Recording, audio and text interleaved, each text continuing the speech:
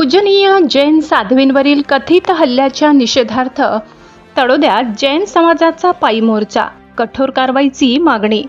नमस्कार, आपण पाहतात परिवर्तन 24 न्यूज। जैन समाजातील पूजनीय साध्वींना वाहनाखाली चिरडून ठार मारल्याच्या कथित घटनेच्या निषेधार्थ तळोदा सकल जैन श्री संघाच्या वतीने आज तीव्र संताप व्यक्त करण्यात आला। या प्रकरणी तळोदा पोलीस स्टेशनचे पोलीस निरीक्षक राजन मोरे यांना निवेदन देत आरोपींवर कठोर कारवाईची मागणी करण्यात आली। निवेदन देण्यापूर्वी जैन समाजातील महिला व पुरुषांनी शहरातून पायी मोर्चा काढून निषेध नोंदवला। निवेदनात म्हटले आहे की समाधी सम्राट जैन दिगंबर आचार्य श्री 108 विद्यासागरजी महाराज यांचे शिष्य आणि वर्तमान आचार्य श्री 108 समयसागरजी महाराज यांच्या मार्गदर्शनाखाली देशभर धर्म प्रभावना करत पायी विहार करणाऱ्या परमपूज्य 105 श्रुतमती माताजी आणि 105 उपशममती माताजी यांच्यावर एका अज्ञात वाहन चालकाने हेतुपुरस्पर वाहन चालवून जीवघेणा हल्ला केला।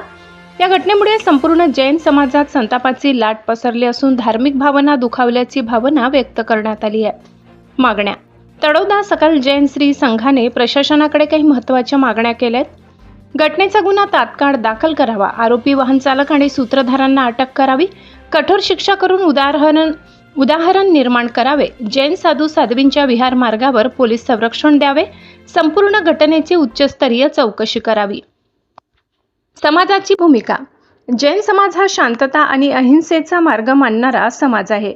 मात्र गुरु भगवंतांवर होणारे हल्ले सहन केले जाणार नाहीत असा इशारा यावेळी देण्यात आला। दोषींवर कठोर कारवाई झाली नाही तर राज्यव्यापी लोकशाही मार्गाने आंदोलन छेडण्याचा इशाराही निवेदनातून देण्यात आलाय।